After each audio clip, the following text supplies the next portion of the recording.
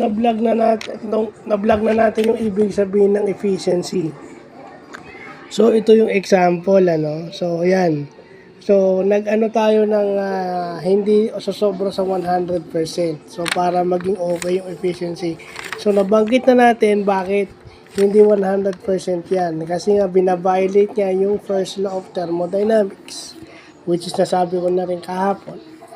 And then dinagdag natin yung total efficiency in cascading components, di ba? Ang robot meron siyang magkakatabing parts o meron siyang cascading parts magkakatabi na may mga efficiency, individual inefficiency. So i-multiply mo lang siya. Pag nakuha mo yung product niya, ita-times mo sa 100% kasi ano yan, percentage yan, di ba? At itong sinasabi nilang total inefficiency, ayan. At yung total loss in efficiency, ang formula is 1 over total efficiency. So, 1 minus kung ano yung nakuha mong sagot. Pag negative sign, ibig sabihin, nagigain ng energy. Yan, sinasabi, nagigain ng energy at reducing overall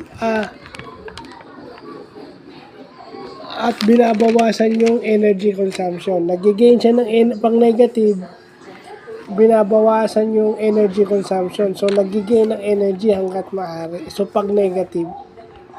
So yun yung sinasabi kasi bakit may negative sign pag inano mo yung total efficiency loss. So yun ang ibig sabihin.